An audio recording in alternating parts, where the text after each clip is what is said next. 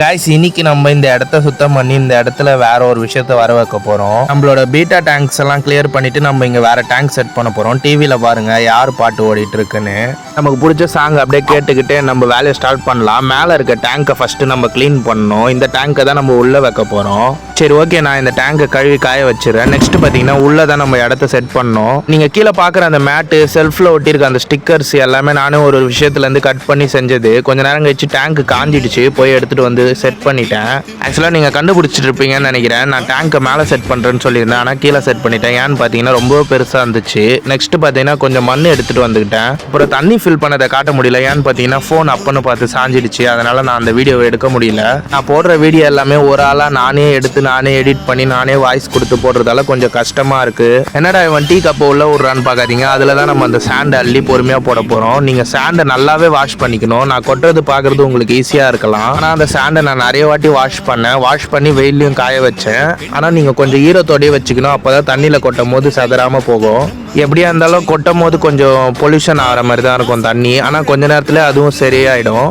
இந்த ஐடியாவை நீங்களும் ட்ரை பண்ணி பாருங்கள். இந்த மாதிரி ஒரு கப்பில் போடக்குள்ள உங்களுக்கு கொஞ்சம் ஈஸியாக இருக்கும். ஊற்றுற மாதிரியே இருக்குது பாருங்கள். நம்ம ஏதாச்சும் தண்ணி உள்ள ஊற்றினா எப்படி இருக்கும் அதே மாதிரி. கொஞ்ச நேரம் கழிச்சு டேங்க் ரொம்ப கலங்கலாயிடுச்சு. அப்புறம் நான் கொஞ்சம் கோரல் ஸ்டோன்ஸ்லாம் வாஷ் பண்ணி வச்சுருந்தேன். இதெல்லாம் ரொம்ப நாளாகவே வச்சுருக்கேன். இதோ நீங்கள் பார்க்குறீங்க இல்லையா, அந்த ஃபஸ்ட்டு வச்ச ஸ்டோன் வந்து நம்ம போலார் பேரட் டேங்க்கில் வச்சுருந்தேன். இதிலெல்லாம் நேச்சுரலாகவே ஆல்கே பில்ட் ஆகிருக்கிறதால கொஞ்சம் நல்லா இருக்கும் பார்க்குறதுக்கு. வீடியோ குவாலிட்டி கொஞ்சம் நார்மலாக தான் இருக்கும், ஏன்னா நான் நார்மல் டார்ச் லைட் அடிச்சு தான் டேங்க்கில் வந்து உங்களுக்கு காட்டுறேன். ஓகே, கொஞ்சம் ஓரளவு செட்டில் ஆனோடனே நான் உங்களுக்கு போட்டு காட்டுறேன். லைட்டை பாருங்க.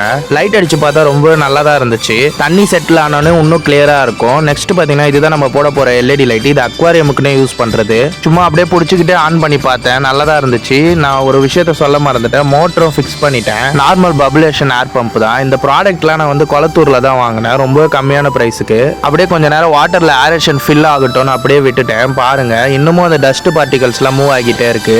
அதுக்கப்புறம் இதுக்கு நான் கொஞ்சம் அக்வாரியம் ஸ்டோன்ஸ் ஆட் பண்ணிக்கிட்டேன். சரி வாங்க நம்ம போயிட்டு ஃபிஷ்ஷை பிடிச்சிட்டு வந்துடலாம். நம்ம இப்போ போலார் பேரட் ஃபிஷ்ஷஸ் தான் இதில் ஆட் பண்ண போகிறோம். இந்த ஃபிஷ்ஷை நான் வாங்கும் போதே ஆசைப்படுது, இதை நான் வீட்டுக்குள்ளே வைக்கணும்னு தான், அதனால் வைக்க முடியல.